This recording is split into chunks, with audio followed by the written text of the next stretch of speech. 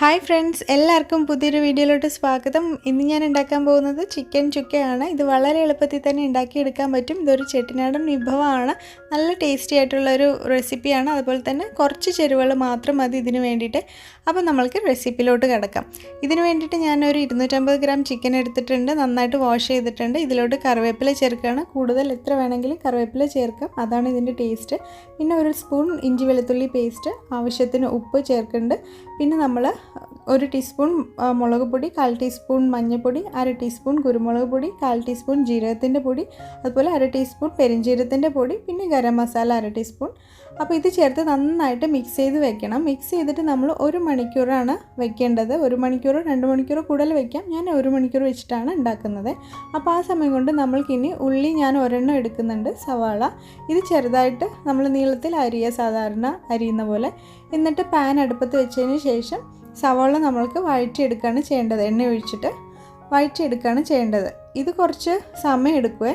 അപ്പോൾ ഇതിലോട്ട് ഞാൻ സവാളയ്ക്ക് ആവശ്യമായിട്ടുള്ള ഉപ്പ് മാത്രം ഇടുന്ന, നമ്മൾ ചിക്കനിൽ നേരത്തെ ചേർത്തിട്ടുണ്ട്.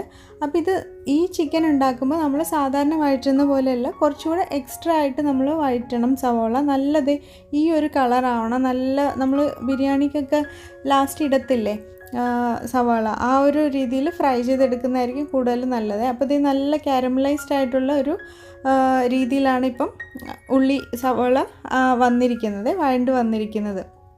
ഇനി നമ്മൾക്ക് ഇതിലോട്ട് ചിക്കൻ ചേർക്കുക. ഇതിപ്പോൾ 1 മണിക്കൂർ ആയിട്ടുള്ള ചിക്കനാണ്.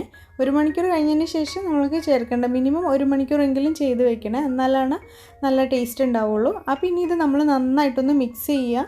മീഡിയം ഫ്ലെയിമിലാണ് ഇപ്പോൾ വെച്ചിരിക്കുന്നത്. ഇനി നമ്മൾ മിക്സ് എല്ലാം ചെയ്തതിന് ശേഷം നമ്മൾക്ക് സ്റ്റൗ ലോ ഫ്ലെയിമിലാക്കണം. അതിന് ശേഷം ഈ ചിക്കൻ മൂടി വെക്കണം. മൂടി വെച്ചിട്ട് ലോ ഫ്ലെയിമിൽ വെച്ചിട്ട് വേണം വേവിച്ചെടുക്കാൻ. സ്ലോ കുക്കിംഗ് ചെയ്യുമ്പോഴാണ് മീറ്റ്, ഇപ്പം നമ്മൾ എന്ത് ചിക്കൻ അതുപോലുള്ള സാധനങ്ങളൊക്കെ വേവിക്കുമ്പം ടേസ്റ്റ് കൂടുതൽ ലോ ഫ്ലെയിമിൽ വെച്ചിട്ടാണ്. അപ്പം ലോ ഫ്ലെയിമിൽ വെച്ചിട്ട് തന്നെ വേവിച്ചെടുക്കണം.